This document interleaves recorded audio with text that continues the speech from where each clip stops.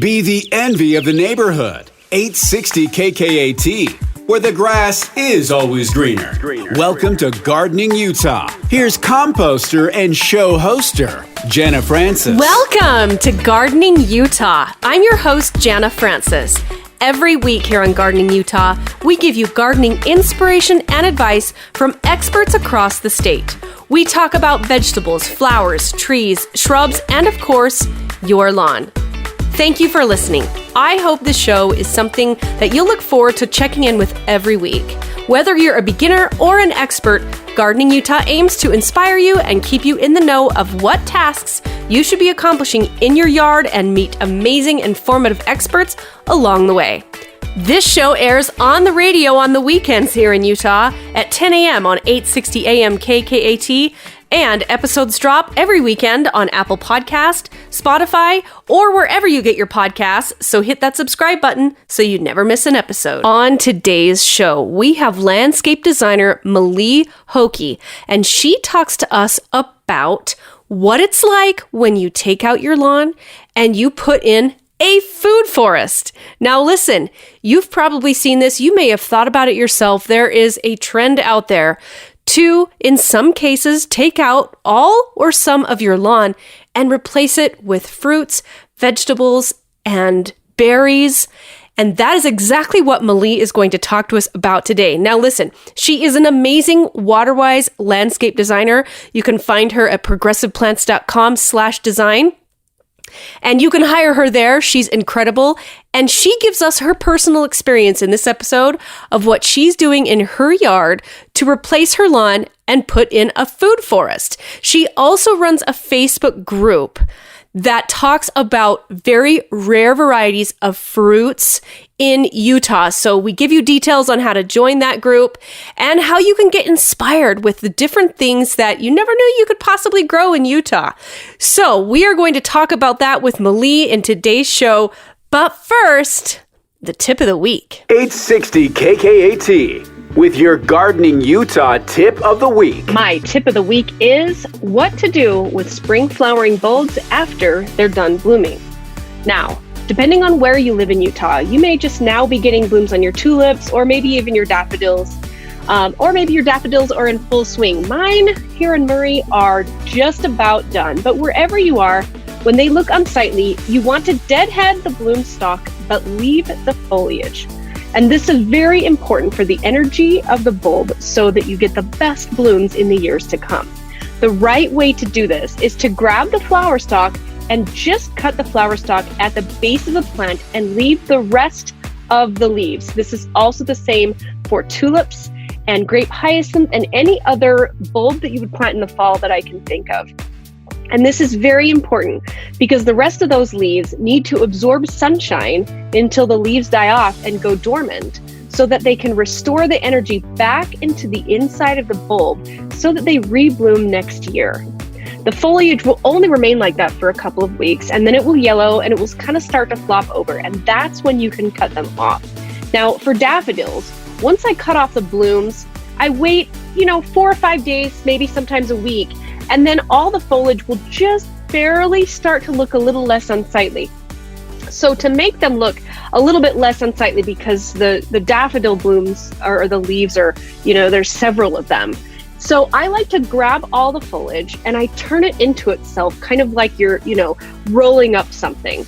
I turn them into themselves toward the ground, and then I take 2 of the outer leaves and I tie them together around all of the other leaves. And it kind of just, makes them look a lot less unsightly, if you will. And this still retains the leaves to send the energy to the bulb, but it just makes the garden look a little bit more tidy. And for all bulbs, the best time to fertilize is this time, when the bulb is getting as much energy as it can before it goes dormant in the summer months. So find a good organic bulb fertilizer and sprinkle it around the base of the bulbs as soon as they stop flowering, and that will give you better blooms next year.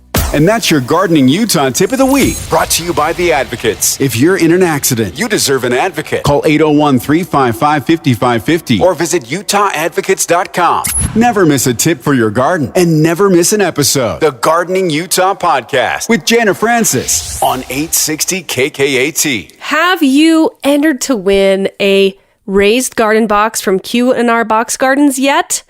Well, you better head on over to 860kkat.com and click the contest link, and you will find the Enter to Win form where you can enter your info to be entered to win a garden box. We're giving away one a month. The rest of the year, we have 5 more to go. So you definitely want to go and check it out, 860kkat.com, and they're for $400 value. It's kind of crazy because Q&R Box Garden will even deliver it to your home. So that's pretty amazing. So definitely check out that contest, Enter to Win.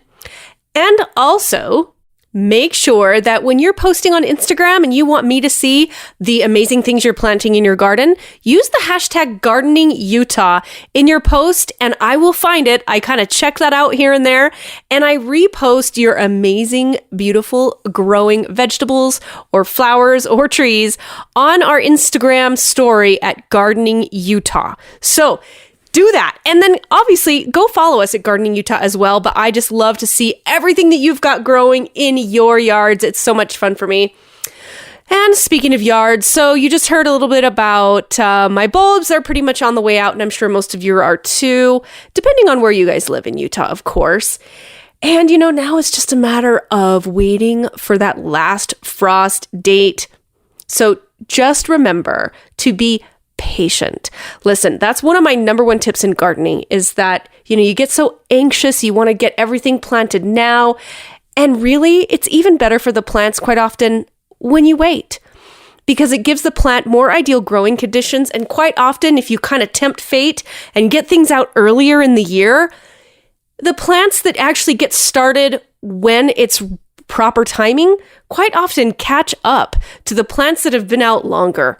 And, that's not always the case, but really it is in many. So just be patient. We're getting so close in many parts of Utah, except for you luckies in St. George that obviously don't have to deal with the frost right now. Okay, so we are going to be back with M'Li Hoki. She is incredible. As I mentioned earlier, she is a landscape designer. She works with progressive plants. She focuses on amazing varieties that are water-wise, and she just does incredible work, and she's growing a food forest in her yard, and she is going to inspire us, tell us all about what it's like to take out all or some of your grass and get some food growing. We'll be right back after this on Gardening Utah. Stay with us. She's more than just gardening puns and sage advice. It's Gardening Utah with Jana Francis on 860 KKAT. Gardening Utah, available wherever you get your podcasts and at 860kkat.com/garden. Here's Jana Francis. Welcome back to Gardening Utah. I'm your host, Jana Francis, and I'm so excited today because I've got M'Li Hoki with me, landscape designer, who we've talked to each other so much over Facebook and the computer. We've never actually had you on the show, so I'm so excited to have you here. Thanks for joining me today. Yeah, I'm really excited to be here. It's good to finally put a face to the voice and the name. Absolutely. It's so fun. So you really piqued my interest when you mentioned food forest and what you're doing in your front lawn or in your yard. Tell us about this. Yeah, I'm really excited. I've always grown edibles in my landscape. So my thoughts on plants are, if it's just green and doesn't do anything, it's useless. So it has to either have scent or provide food, or something like that. Be flowers, drawing the pollinators.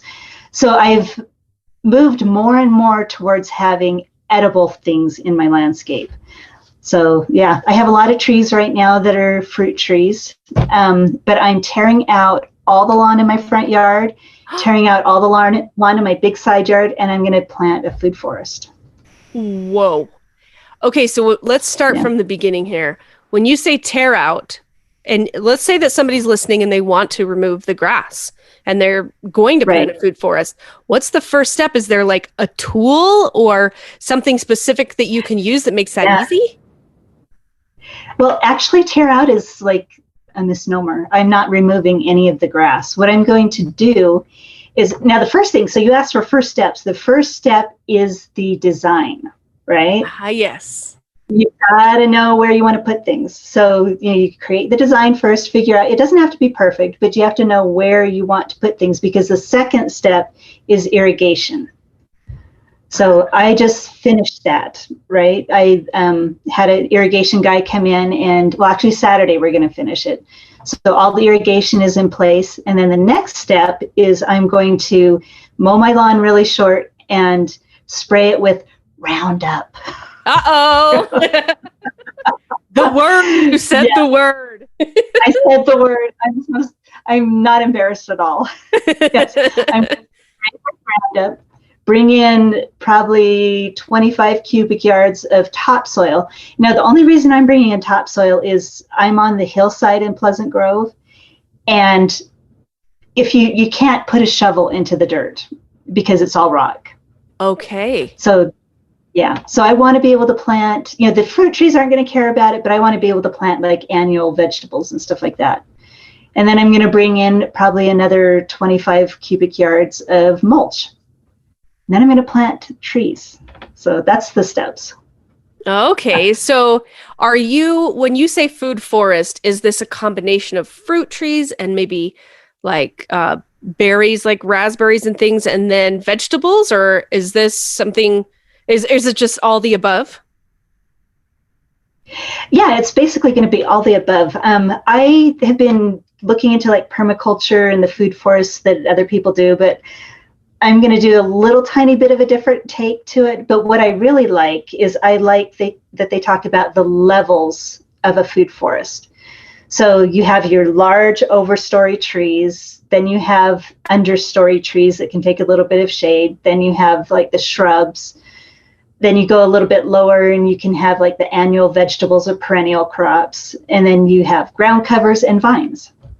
Oh. And all of those employ different niches in the garden, so you can have a lot more than if you try to, separate them out.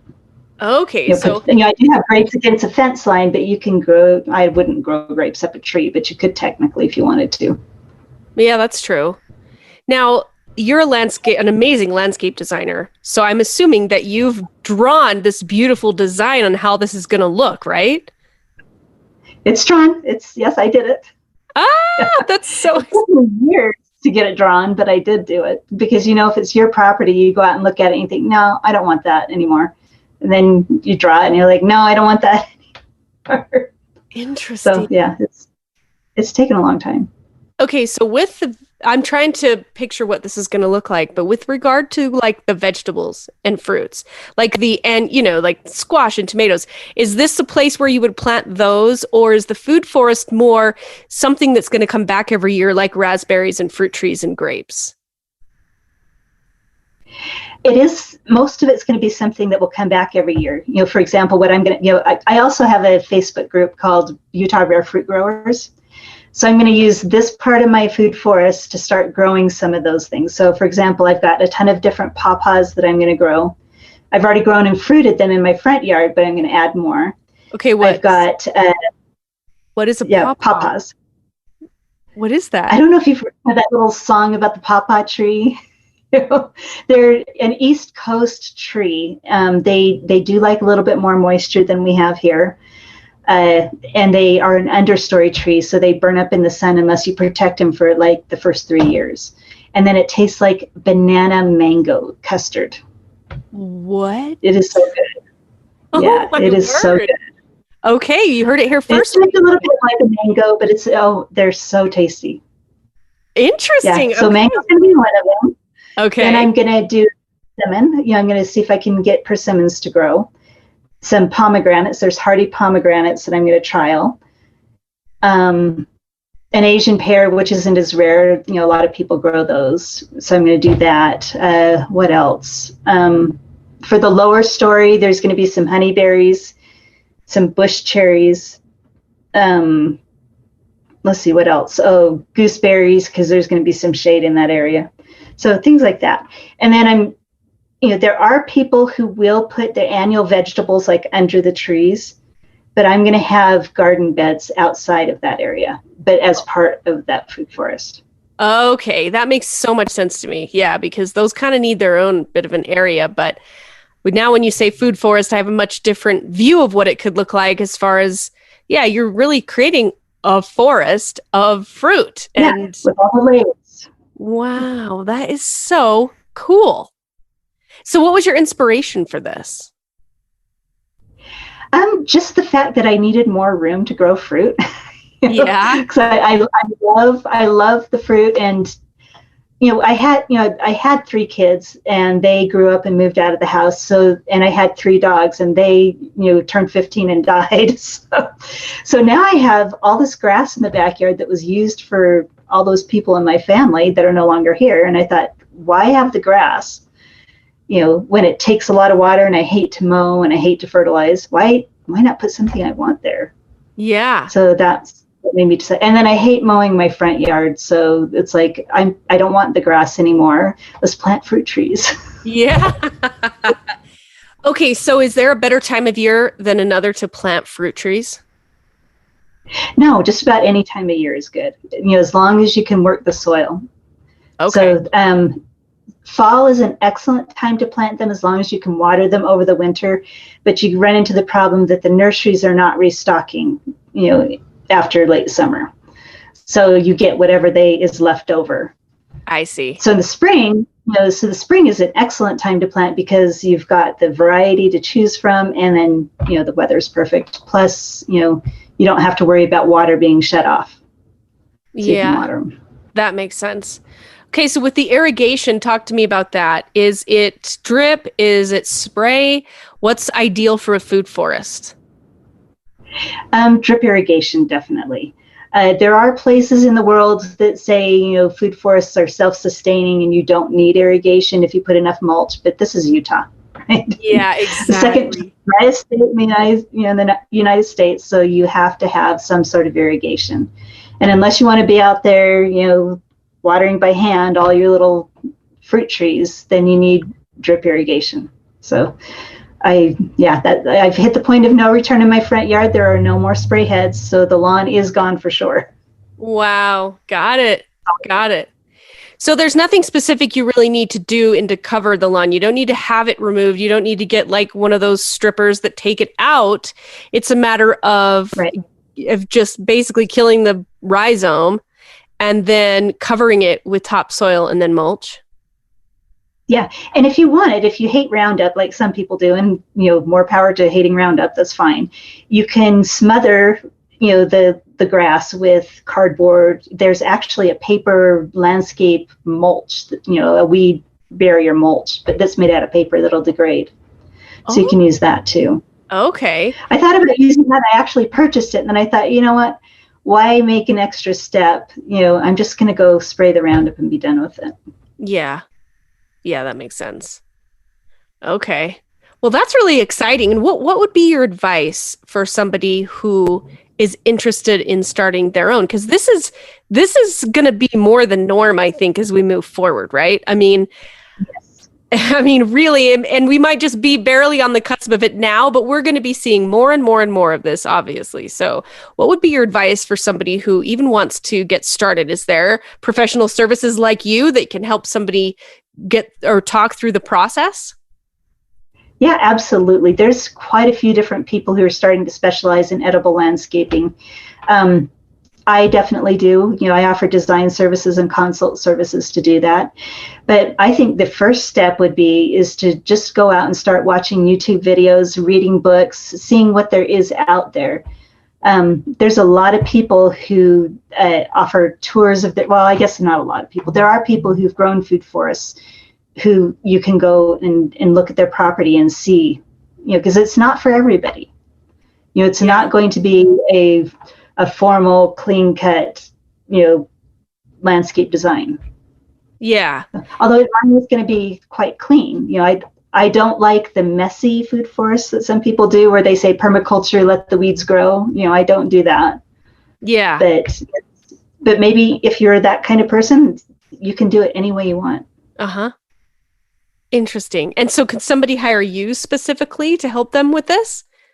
Yeah, the easiest way to do it is I've partnered with Progressive Plants, and I think you all probably heard from Cameron. Yes. We all love Cameron. Yes, we all love So Cameron. he's been kind enough to to put me on his website. So just go to progressiveplants.com and look up design, and I'm listed there as one of the designers. So I can come help do a consult, and then if you want to move that consult into a design, I'm able to do that also. So. That is fantastic. Okay, well, we are going to be right back after this, right here on Gardening Utah. Stay with us. 860 KKAT with Jana Francis and Gardening Utah, where it's always mulch time.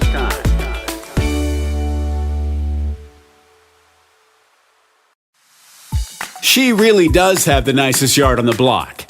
It's Gardening Utah with Jana Francis on 860 KKAT. Welcome back to Gardening Utah. I'm your host, Jana Francis, and with me here is Landscape Designer M'Li Hoki. M'Li, thanks so much for being here. This is so fun. Yeah, I'm enjoying it a lot. This is fun. Okay, so in talking about your food forest, you mentioned a few plants that I hadn't heard of, like the pawpaw, so I can't wait to try that. But you are an expert in rare fruits, and so talk to us about that. Let's start with the gooseberry. I want to know more about it because I really don't know a lot about it. Yeah, now gooseberries in Utah are not extremely rare, especially, a long time ago, I think a lot of people grew them, but they are an excellent plant for shade. So, if you have an area that doesn't get as much sunlight, maybe on the east side of your house or in the west side that might get a little bit of afternoon sun or maybe some morning sun, then you can put gooseberries. And they're a shrub. They're very thorny. That's the only thing I don't like about them is they have really long thorns. Okay. But they give you early spring delicious berries. So some of them are a little sour. My favorite variety is called Invictus. So it's a lot more sweet. It's big. Well, when I say big, it's like marble size. So yeah, gooseberries are great. So what do you do with them? Is it sort of like is it something you'd eat straight away, or do you make preserves or anything like that? Well, if you have the more sour varieties, then I think a lot of people do preserves. There's of course the gooseberry pie. Maybe people have heard about. Oh yeah, I think I have heard of that. Yeah, so gooseberry pie, there's preserves and stuff like that, but I like to get the sweeter ones like the Invictus, so you can just eat them straight off the bush. I see. Gotcha. Yeah. Okay, so what are some of the other rare varieties that you're planting and that will grow well in Utah? Yeah, well, let's just kind of discuss more rare. So I came from California, and one of those California people. Live in Southern California, and they have this group there called California Rare Fruit Growers. It was like one of my favorite things ever. It was just a bunch of older orchardists who grew whatever they could find from all over the world and would share their cuttings and stuff like that, and would all go do tours. This is well before Facebook. So wow. So we'd always meet in person, and at each other's houses. But I decided, I kept looking for people who grew more rare fruits for Utah, because I can't grow the same stuff I grew in California because that was tropical plants. But I couldn't find anybody, that there's no group or anything, so I started a Facebook group called Utah Rare Fruit Growers. Okay. And there was a huge demand for that. There's I think we have 1,500 people on the page already, and it's only a few months old. Whoa. So, yeah. So there's a lot of people growing things there's people growing fruiting bananas. There's a guy named Chad Midgley who's growing citrus in Davis County. There's a lot of people who, they grow the persimmons and stuff like that. So I'll go through kind of what I'm growing. I'm not growing any of the citrus outside, but, you're going to have to come to the Facebook page to see how he does it. Yeah. I think I've seen that. It's Chad, right? And he's growing them in ground. It's an S, Chad. He always has an S at the end of it. It's kind of okay. Different. Yeah. And he's growing in a greenhouse, but in ground. So isn't that the way? In ground, in an unheated greenhouse. Yeah, that's right. I knew there was something extraordinary about it. I actually went on his tour and I got to see the orange trees, and they are gorgeous. And they're fruiting heavily. Wow. And it's not just one or two. He has dozens of them. So unbelievable. That's really impressive. I've got to go see that. Yeah, it's amazing. So anyway, what I decided, I really thought about all the varieties of fruit trees I wanted to grow. So we talked about the pawpaw. They're a little more difficult to grow. There's only a few people in Utah growing them and having them fruit like mine. Like I said, they need covering. They need shade for the first 3 years, and then they need to be in the full sun. Wow. They need a little more moist, rich soil, and they need a pollinator. Or pollinizer. I see. Those Hamiltons. Yeah. Yeah. So that's the pawpaws. They're really good. Persimmons. I thought persimmons were only grown in like subtropical areas. Same. But there are hardy persimmons. One of them is called Nikita's Gift. And persimmons are, they're orange, if you haven't seen them before. And you have to you pick them off the tree, they're hard. And then I think there's certain varieties that you have to let them soften before you eat them. And then they're really sweet and good. I see. So we'll see if I can get that to grow. Okay. Then pomegranates, you think pomegranates, California for sure, but there are Russian hardy pomegranates that you can grow here. And they're more of a bush than a tree. Oh, interesting. So are they, how are they in size compared to the pomegranates you'd buy in the store? I think they're very comparable. Okay. From what I've heard. Now, as I said, I haven't grown them myself before, but I've got the trees on their way here right now. Okay. Or the shrubs, I guess I should say. So, and the people that I've talked to that have grown them say that they're really good. I guess I haven't really asked them about the size, though. Yeah. But in general, the fact that you can grow pomegranates in Utah blows my mind. Yeah, so you can grow pomegranates. I was really shocked about that. Another one that I'm going to pick up Saturday is that I still don't believe, but we'll see how it works, that there's supposedly hardy bananas. What? So I know all this stuff that you would never think. No. I mean, I would have lost the Jeopardy question on that one. Can bananas grow in Utah? So we're going to see. I know there's definitely people who've grown the non-fruiting type of hardy bananas, but I think the one that I'm going to pick up is a hardy fruiting banana. But I need to do some more research on it, make sure that I don't think it's one that I'm going to be able to put outside and leave outside. It may be in a pot coming in and out. But we'll see. This is a new one and I'm excited about this. That is really Another big one is figs. So I've already grown and fruited figs. I have some in my front yard already. Wow. So there's several different varieties of hardy figs that will die to the ground, but then they'll come back and fruit. So, yeah. What do you mean by die to the ground? Is that something that normally happens with figs?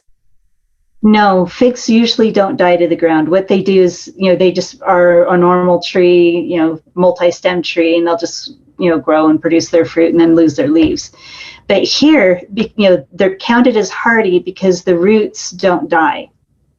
I don't know how cold they can get. I don't know how, I know several people who've grown them and don't cover them, don't do anything to them. Just let them die to the ground and then they'll grow back with, just new branches every year. Oh, wow. So I tried wrapping mine over the winter and I've been out and looking at it. I unwrapped it and I may have unwrapped it too soon because it obviously died back to the ground. Okay. So yeah, but everybody says they just come right back and give you fruit. So I'm excited about that. Okay. Yeah. I love it. And what else? We have time for one more before we jump into one other quick break. Okay. Honeyberries. This is one that is up and coming that a lot of people are starting to get into now. They call it a blueberry replacement, but I think it's only because they're about the same size as blueberries and they're blue. They're supposedly a little sour, a little tart, but they're the same size bush as blueberries. They're drought tolerant. They need a tiny bit of shade here in Utah. And I'm really excited. You need 2 of them to pollinate, just like blueberries do. Okay. So I'm excited to try those. Wow. Honeyberries. So I think I want to say it was in the last episode with Cameron. Is Progressive Plants getting honeyberries? Because I think I remember him mentioning that. Yes. Yeah, he talked about that. I listened to that one. He talked about the honeyberries he's getting. So you can go to Progressive Plants and get these. I have never tasted them before. This is going to be my first year growing them. But from what I've heard, they're kind of a little tart, but they're, I don't know, a little bit like blueberries, I guess. I'm going to find out. Yeah. And maybe we can do another podcast and I can tell you. Yeah, so we're going to need a follow-up show to this for sure to figure out, okay, what worked well, what didn't, what should we be getting right now, and all that kind of stuff. Okay, well, we'll be right back after this quick break right here on Gardening Utah. Stay with us. She's more than just gardening puns and sage advice. It's Gardening Utah with Jana Francis on 860 KKAT. 860 KKAT with more of the fastest growing show on radio. It's Gardening Utah with Jana Francis. Welcome back to Gardening Utah. I'm your host, Jana Francis, and I'm here with Landscape Designer M'Li, and we are talking and geeking out on all these fun, rare plants and for her food forest. And I'm just like, I've got to have some of these and try them out, but I can't wait for an update from you on how all this goes later on. I can't wait to. I'm really excited. Some of these are new to me too, so I'm excited. Okay, so what keeps going through my brain as you're talking about all these plants, I don't normally see these in the nurseries or garden centers, so where on earth are you getting these amazing things? Well, you have to start searching online. Now, Cameron does have the honeyberries. Yes. There's a lot of, starting to catch on. A lot of the nurseries are starting to catch on about the honeyberries. The citrus and figs and stuff like that, you can actually go to St. George. There's a place called, or maybe it's Vegas, I can't remember. But both places, St. George and Las Vegas, if you go to the nurseries there, they'll have some of these things. Okay. They'll definitely have the pomegranates, but they may not have the hardy ones. So you really have to go online and kind of ask around. That's why I love my rare fruit growers page, is people, they're starting to suss out who are the best suppliers of these things. So it's kind of like your drugs, and you go and you find your suppliers. Well, yeah, we've got the suppliers lined up. You've got the hookups all dialed. They're all dialed in right now. So okay, you got to figure out how, if you have a significant other, how to kind of secretly move the money around. That's so it's bad. I'm warning you. It's an obsession. Oh, this is amazing. It is.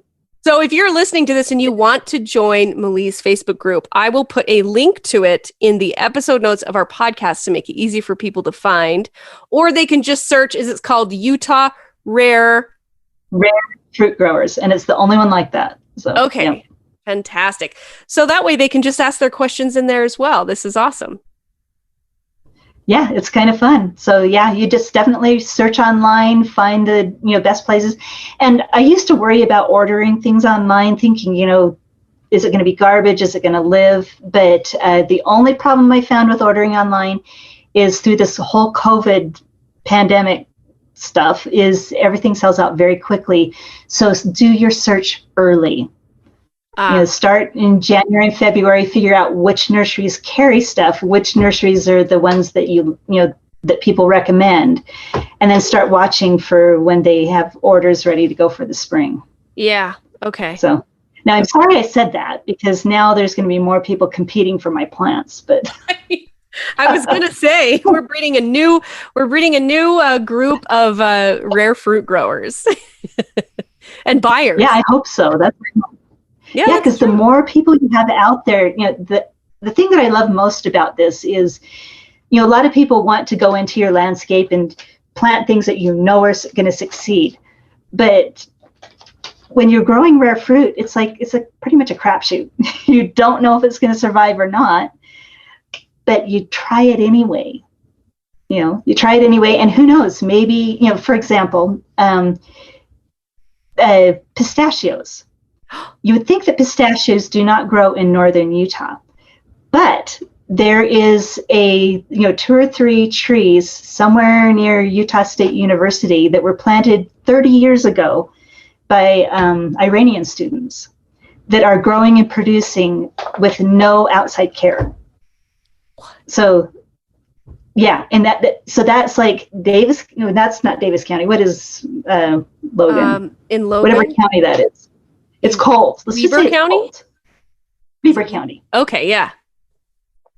Cold, harsh weather with no outside protection, no outside water, and they're surviving. So I won't tell you how, but you'll probably figure it out if you go to the Rare Fruit Growers page or watch I do have a YouTube channel. I got access to seedlings from those trees. And I have 2 of them on my property right now that made it through the winter. Oh my goodness. How So that you have actual cutting, what did you call it? You didn't say cuttings, you said they're seedlings. They're seedlings. So somebody collected seeds from those trees, started them because they're easy to start by seed, and gifted me 2 of those. So I have them on my property. Now, the thing about it, what I'm getting back to is I don't know if they're going to survive, and you have to have a male and a female, and you don't know if you're going to have a male and a female until they flower in like 8 years. And so I don't even know if I'm going to get fruit off them, but they're in my yard and I'm happy. That is so cool. Yeah, this is what growing rare fruit is all about, is you try it, you share your information with everybody else, and then they try it, and pretty soon, who knows, you may have, pistachios all of a sudden not be a rare fruit. Oh my word. Maybe the mystery and the intrigue and the anticipation. Yeah. Oh yeah. Okay, this may be a dumb question, but it's just because I grew up in Utah. So a pistachio tree, is it like you have to harvest and dry them? Like I wouldn't even know the first thing to do. I'm going to find out. I don't know. Okay, we don't know yet. Okay. Yeah, we don't know yet. I'm going to find out. It out. It sounds like. I know. And I think there are a few other people growing them too. There might actually be a couple of orchards that are, I don't know if that's secret or if they're just, not, they haven't grown enough of them to be, be well known, but I know there are orchards out there of them. So we'll find out. What about olives in Utah? I mean, I know there's some in St. George. Yeah, olives in Utah would not work. Yeah. It's just you could probably try and grow them in a pot, but they're just too robust a tree, I think, to do in pots. And, you're not going to be able to fit them in the greenhouse. By the time they get fruiting size, they're, 20 feet tall, 15 feet tall. So yeah. And who knows? Yeah. Maybe there's something I haven't heard about. I think that there was someone in our group. So for those of you listening, M'Li and I are both admins on the Utah Gardeners Facebook group. And I think there was someone that posted an olive tree, but it was in St. George. And it was... Yeah, St. George you could then, yeah. Yeah, yeah. I don't know how things survive the St. George heat, though. I just don't know how. No. Well, olives don't mind the St. George heat. I think they probably would have to protect it a little bit from the cold because they're really, really highly cold sensitive. Okay, I see. Yeah. Yeah. Okay. Interesting. Well, yeah, I'm just thinking about how fun this would be because you've got that, like I said, that mystery and that anticipation and the intrigue of like, is this going to grow? Yeah. And the waiting is, that's pretty darn cool. Yeah, it's fun. Now, another question that I get is people are like, I want to grow edibles in my landscape. I want to grow fruit trees and stuff, but this is Utah. Do we have enough water to do that? Right. And the answer is absolutely yes. Yeah. It's by growing fruit trees. Now, the reason fruit trees and gardens and stuff like that are water wise is because you use the drip irrigation. And instead of watering every day for the short roots of the grass or, every other day or every 3 days, you water deeply, mulch deeply, and then you can probably just water once a week. Okay. Maybe at the most twice a week. Twice a week at the most. Yeah, I've definitely heard that, between, if you compare what you, in fact, I think it was Cynthia B in a very recent episode when we were talking about localscapes, and she was comparing sort of your planting areas taking, like, I forget what it was, but it was something extraordinary, a very large percentage less water than your actual lawn. Yep, absolutely. And here in Utah, it's going to be more and more of an issue.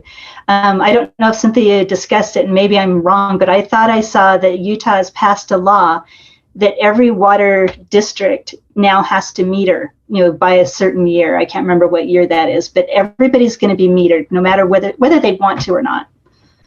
And then it's going to be tiered water pricing, and people are going to be hit really hard by that. So I think now is the time to start, even if you have water like in Pleasant Grove or it's secondary water and you pay like $40 a month or however much I'm paying for as much water as you want to use, which I think is the stupidest way to set up a water system in a desert state. But, you may be getting what seems like free water now, but it's not going to be later. So you need to start thinking about how do you want to utilize your property. And I couldn't agree more, because now is the time, because it takes years for certain things to get established and to get projects accomplished. Yeah. So absolutely, I think now is the time to really start assessing that and saying, there may be families that do want to have, like you said, when you were raising children and you had dogs, of course, the lawn served a very great purpose at a different time and place, but it makes so much sense to continually analyze, like, where are we at? Does this still make sense for us? And how can we plan for the future? I love that so much. Yeah, and I definitely don't advocate getting rid of all your lawn unless you don't need a lawn. Yeah. But, lawns serve a very important purpose, but there's nothing that makes me feel yuckier than looking at a giant stretch of lawn that nobody's ever walked on. Couldn't agree more. A golf course, you can understand. People use that. Parks, you use that. But if you have, a big house and all of its lawn, what are you doing that for? Maybe it's pretty to look at it green, but it's also pretty to look at other things. Absolutely. And especially when they're edible. Especially when they're edible. Yes. They serve a purpose. Absolutely. I love that. Okay. So M'Li, I want to make sure our listeners know how they can find you. We know about the Facebook page. I'm going to put that link in the episode notes. So tell us everything else, how they can, remind our listeners how they can hire you, and your YouTube channel. Give us the whole scoop.